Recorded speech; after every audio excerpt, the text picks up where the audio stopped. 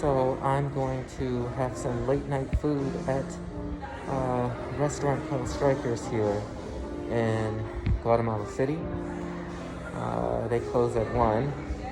I still have some time. Plus, I have, what do I do with it?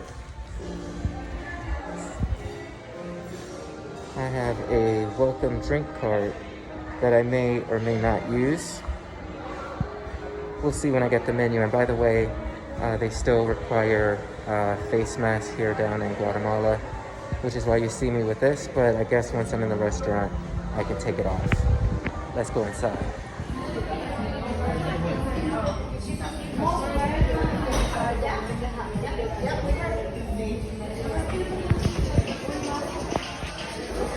Well, hello. Hello, you two. How's it going? I made it downstairs. Oh, say hello. Hello to these beautiful ladies here. I've never seen them anywhere in my life, have I? Who do we have the pleasure of meeting today? Well, it's my audience for my /podcast/ YouTube channel. It's all in the making right now. So just say hello to everybody before I place my order. Can't wait to see the final product. Oh, shucks. Miss Claire, would you like to say that again, what you were talking about as far as food and the culture, what it says? Food. Oh my goodness. Yes. When you are talking about food, this is a great way to describe the place, the culture, what's going on in that specific place. And if you're going to talk to me about food, you got me. You got me. Do you know anything about Guatemalan food? Guatemalan food, well, I would say as a region, me being from Honduras, it's very, in the whole area of Central America, it's very similar, but every country has something distinctive. Well, did you see any of that distinct food on the Strikers menu? I haven't checked. We went straight for the cocktails. Well, Macy was touting Guatemalan food. What do you know about Guatemalan food? We just finished going to the oldest restaurant, I believe, 300 years old here in Guatemala. And the food was incredible. We had a soup and a dessert that can only be made by people who know specifically how to make it. So you can't just go to any Guatemalan restaurant and order it. And the steak was amazing. So what you're telling me is that I missed out, and when I scan the barcode for Strikers, I'm probably not going to find what you have. You probably won't, but that means you'll have to come back. Oh, that's a great reason to come back. Yeah. Well, these are two ladies who obviously know what they're talking about. You know, my camera skills suck, but I think this is a better. You'll have a great time. So, I'm going to show you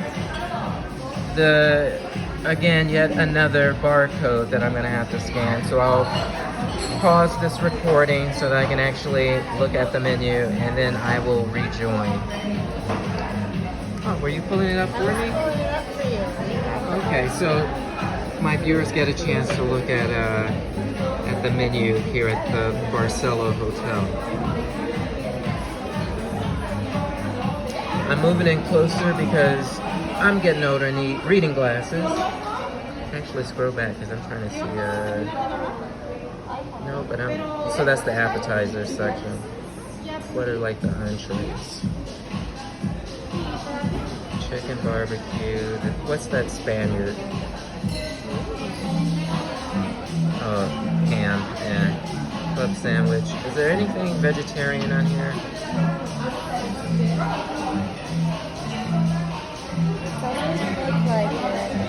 The drinks. Absolutely the drinks. The drinks are vegetarian. Okay. Well, you know, appetizers, nothing. Maybe the jalapeno poppers minus the cheese. I gotta sleep tonight. You know, I can't have poppers before going to bed. You know what? Yeah. I guess I'm going to have a vegetarian. Are you having mojitos? We share. So I'm going to have a vegetarian mojito. And then I'm going to go to my little corner and talk. But again, salud. Salud. And thank you to these beautiful ladies who I've never seen before in my life. I just walked up to them at the bar. And thank you for joining me. You're like actually the first guest that I've had on my YouTube channel. How excited. So congratulations. Thank you so much. Congratulations. Yeah, so like all 6 viewers will see you. All right, we're back. I have my mojito. Oh, this is not a straw. This is a stir. This is not a straw.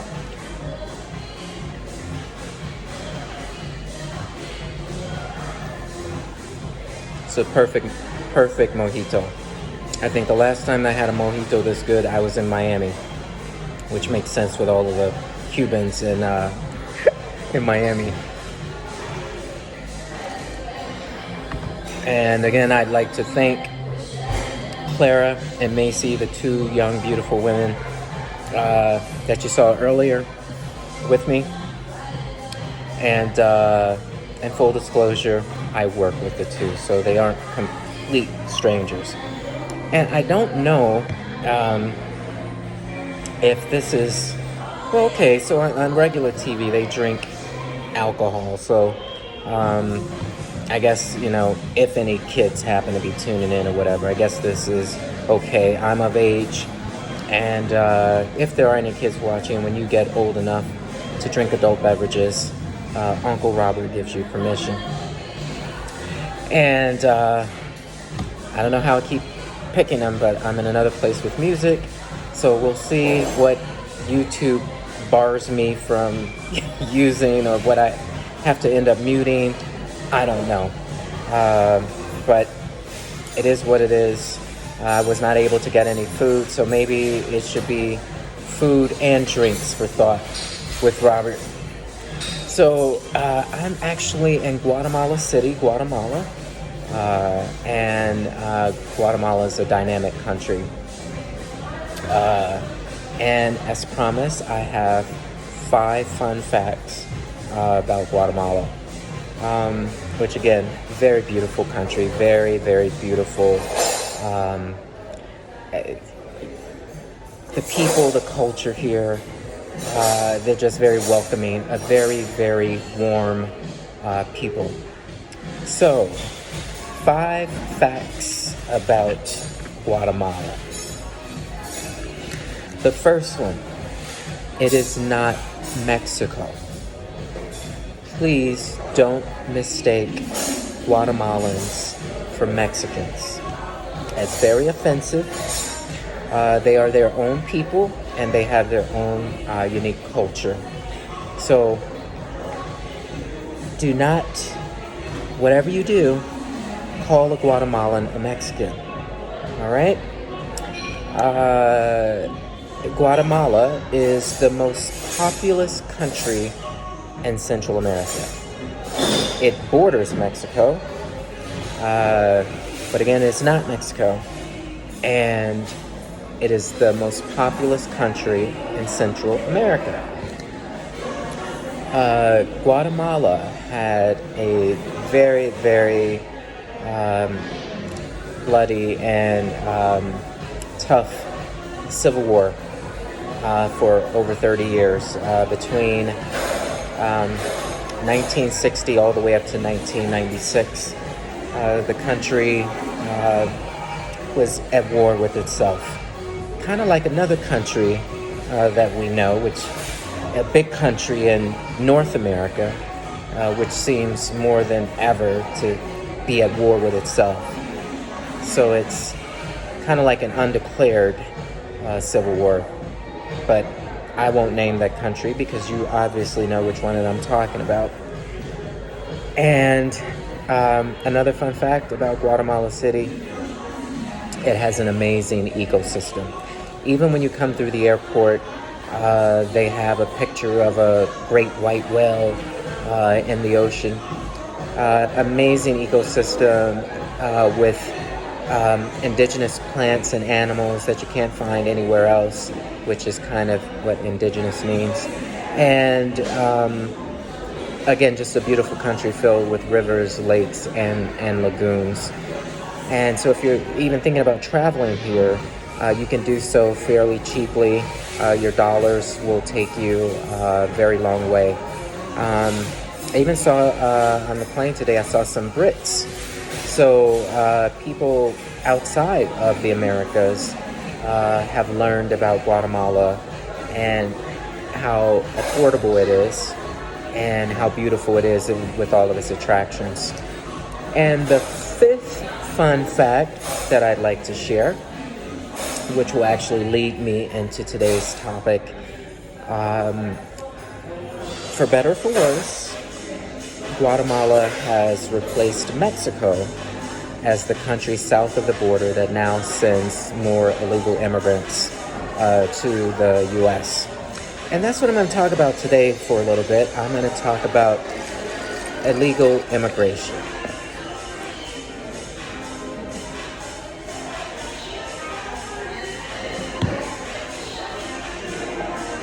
Again, this is a really good mojito. If you've never had a mojito, I recommend that you get a mojito because when properly made, and that's the key there, when properly made, mojitos are very, very good.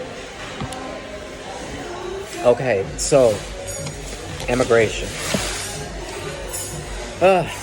This is one that gets everybody talking, whether or not they even realize they're talking about it, because it's constantly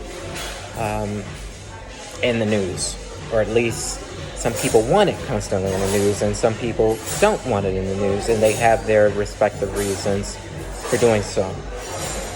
So, to put it bluntly, the United States is comprised of immigrants. The only non-immigrants were the natives here, and you have another type of immigrants who did not ask to be here. And those were the original Africans that were enslaved and brought over. Everybody else is an immigrant in one form or another that voluntarily decided to try to make the United States home, however one defines home. I actually started my first time leaving the U.S. Was actually to Mexico. I was part of Junior Achievement in Chicago, and my last year, my senior in high school, Junior Achievement had an international conference in Cocoyoc, Mexico. And I was selected to go, and I actually met one of my bestest friends there. Hi, Deidre. I met Deidre on the trip. Deidre from Memphis was in Cocoyoc, Mexico, and she's been my friend ever since. My first thoughts on immigration didn't really form until I started traveling, because when you live in the U.S., you're kind of insulated. You're insular. And chances are you have so much going on in your life that unless immigration is directly affecting you, you're probably not going to be thinking about it. So it's funny, I never even really learned how large the United States was until I studied for a semester in Perth, Western Australia.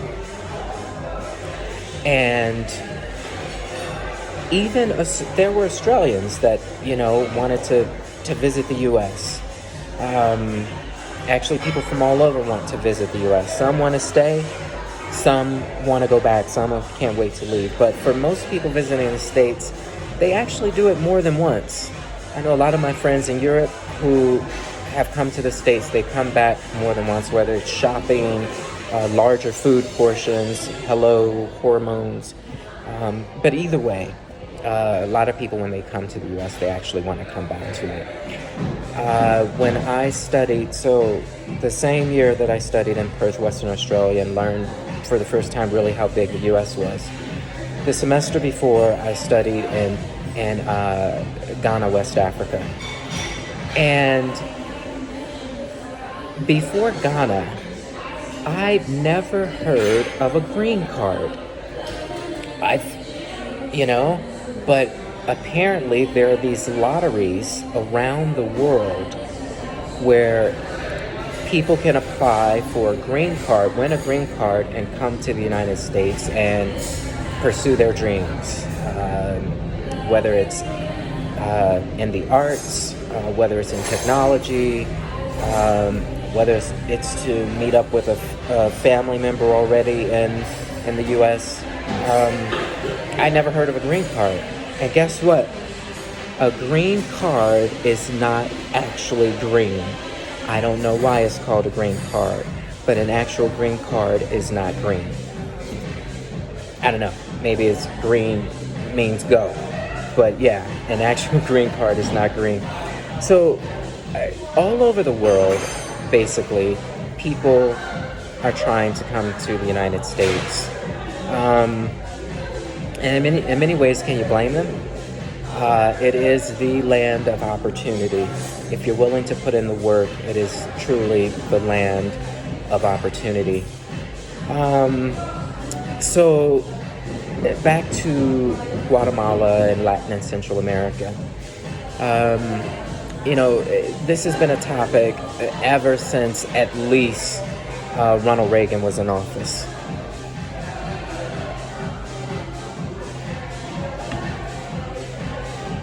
So we're talking at least since the 1980s that there's been a question of what do we do with these illegal immigrants. And most of the illegal immigrants have come from south of the border. I said most, not all. We also have tons of Canadians. And they have a very prosperous country that I love up north, Canada. But many Canadians overstay their visas. You have a lot of Irish people who overstay their visas. You have a lot of, Brazil is south of the border as well. But again, you have a lot of people that overstay their visas. And those are the people that primarily could afford to come to the U.S. by air, as opposed to by land. And that brings me to Title 42, which has been in the news lately. For those of you that don't know about Title 42, Title 42 was most recently used by former President Trump to stem migrants, primarily by land, by asserting that a communicable disease, in this case COVID, basically could circumvent these people who would normally be applying for asylum or refugee status, whatever. So Title 42 was invoked and was used to basically keep the illegal immigrants coming across the border by land in Mexico. He worked out a deal with the president of Mexico to basically process the people there in Mexico, and all kinds of things were happening to these people on the border town, from being raped to robbed. The people who'd gone through hell just to even make it as far north as they had, because there's a whole intricate system of coyotes, and I'm not talking about the ones that howl. Coyotes are these people who basically take everything that these desperate people have and promise them a route to the U.S. And it's unfortunate. We're talking about people who sold their houses, who sold all their belongings, and sometimes they don't even make it as far north to even make a claim. And then it's like they have to go back, but they have no house to go to because they sold it. So, I mean, people basically migrate for all kinds of reasons. And generally from south of the border, it's about gangs, it's about poverty, it's about, mothers that don't want their children recruited into these gangs. And they know about the American dream, and they also have relatives there in the U.S. And, they're really desperate to try. They go through all kinds of things, snake bites, potentially being drowned, all kinds of horrors to seek a better life in the United States. So to not have any compassion whatsoever for what these people go through is kind of inhumane.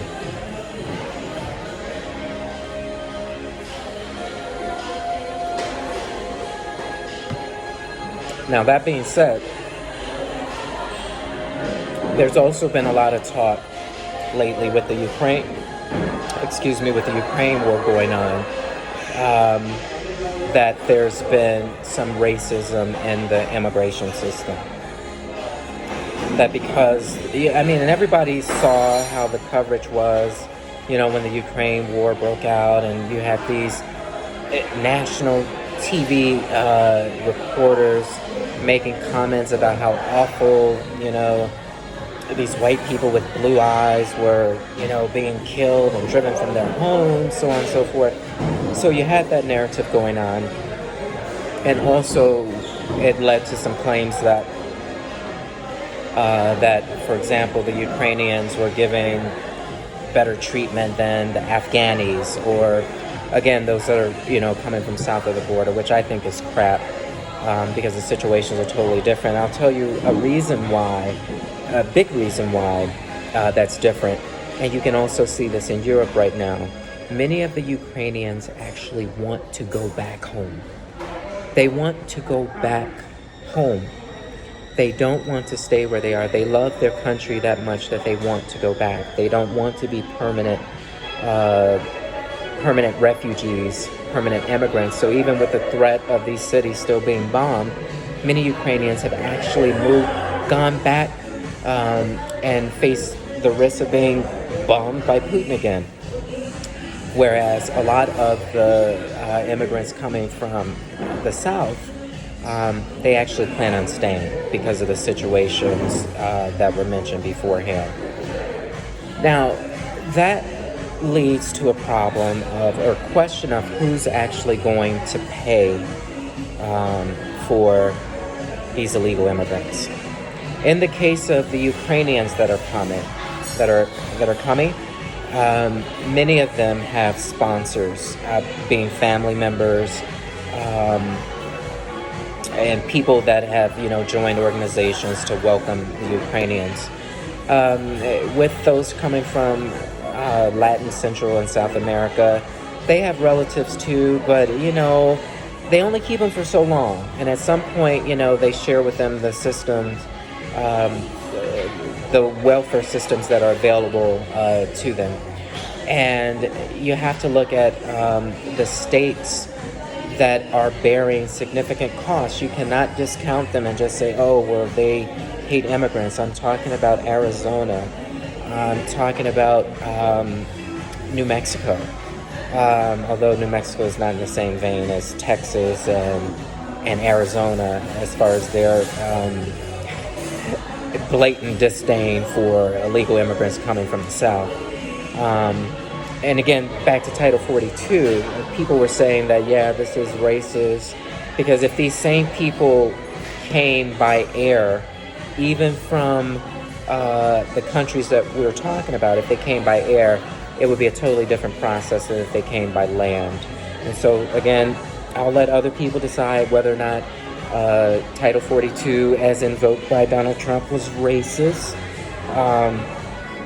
But what's not up for debate is the costs that we're talking thousands and thousands and thousands of migrants coming every single day and the resources are stretched. I'm sure you all remember the stories about the migrants being housed in stadiums and catching COVID from one another because they had no place to house them. The housing that was built along the border for situations like these were temporary. And again, primarily when they were erected, they pretty much were for single Mexican day laborers, not entire families. Now you have entire families that are coming across looking for asylum or refugee status, and that's not free.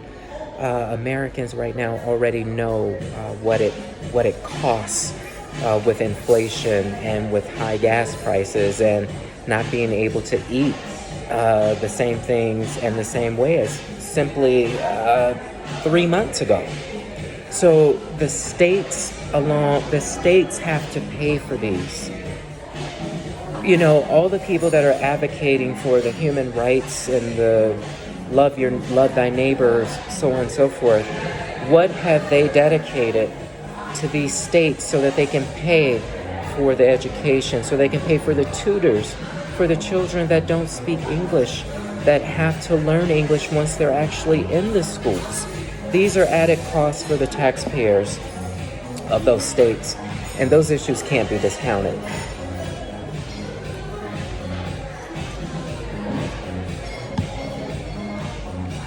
And all this, you know, of course, Republicans want to talk about immigration. And of course, Democrats don't want to talk about immigration.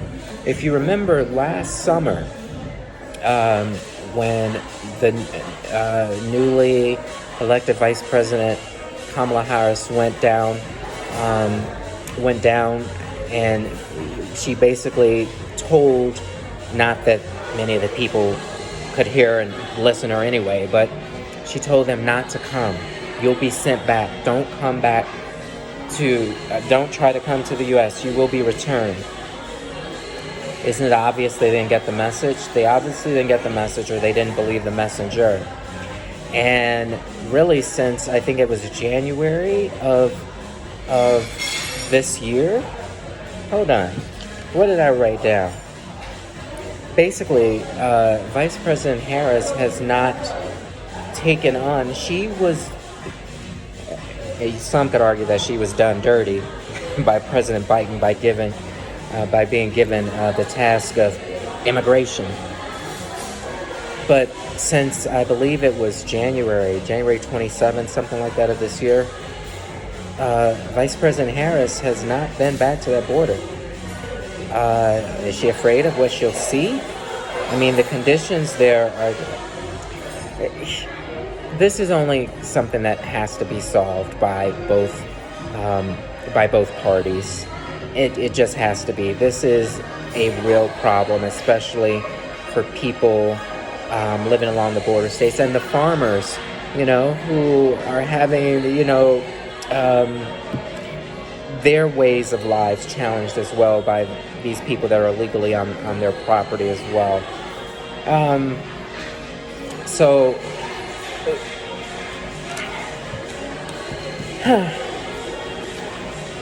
again, this is a very sensitive topic, and I'll tell you why it is as well. So, for example,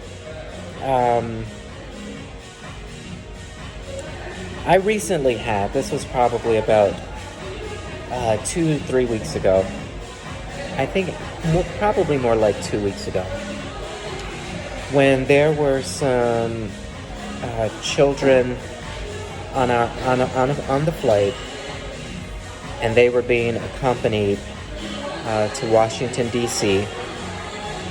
by some escorts.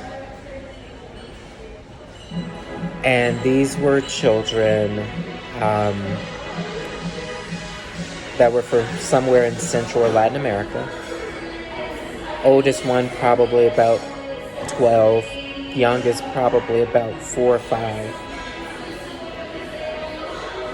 And they were dressed so nicely, almost like they were going to church on Sunday. It was probably their first time on an airplane, and they've probably already been lectured what to do and what not to do.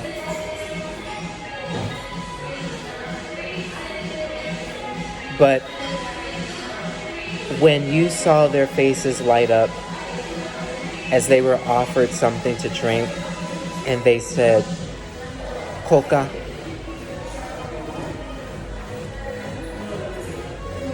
and they were just as polite as can be. And the thought crossed my mind, where are their parents? What happened to their parents? Are they orphans? You know, what's in store for these young, beautiful, innocent children as they go forward in life in the United States?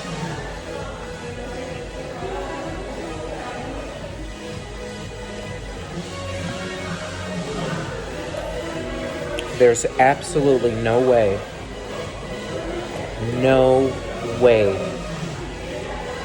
a human being, an American with a beating heart, a heart that pulsates, a beating heart,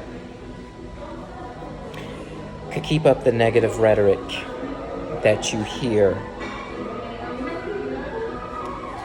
constantly on certain news channels and in certain corners of our country. When you actually saw the innocence of those children, you'd have to be a real monster to not want to wish a happy life for them. So, look, I don't know what the solutions are, but we definitely have a problem. We definitely have a problem on the border. It's real money that these migrants cost the border states. But depending upon which studies that you see, these same second generation immigrants actually contribute more to the U.S. economy than, of course, their parents and even some of the so-called Native Americans, or I should say the already citizens that are here. I wrote some notes. Again, I meander, I talk all over the place, just like I do on Facebook. But one thing that I really want to do with this YouTube channel, and again, I didn't have any food to sample with you today. I have a great mojito, so if you're in Guatemala City and you make it to Strikers, get you a mojito.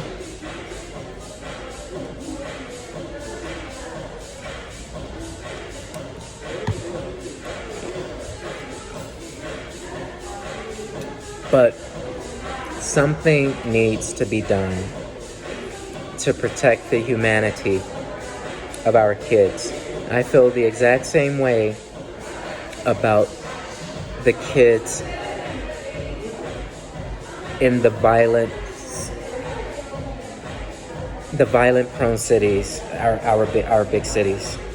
Not enough stuff is being done for the children because the children eventually grow into adults. Personalities are normally formed by the age of 7. So if Lil Timmy or Lil Deshaun is already, or Lil Morgan or Lil Sally or Takesha is already a little demon, chances are they're going to be adult demons. Save our children. Let them know that they are loved, that they have opportunities. And we need humanity at the border.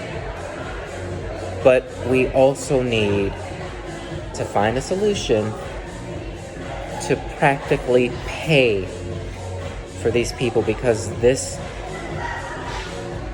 again, if people actually saw what was going on the borders, it would disgust them. Because again, many of us are removed. The U.S. only has so many states that are on the southern border. So instead of just automatically castigating them as racist, and the flip side of that is, automatically castigating the people that are for more immigration, before casting them off as, leftist liberals, so on and so forth. Let's actually, in the spirit of humanity, get together and see how we can do better for the children and for those who are trying to support those children. Okay, I'm looking at my timer. I'm at 29:39. I've probably already lost most of you anyway, but for those of you that stuck around, thank you. I will find more food for thought and drink tonight topics as we go along.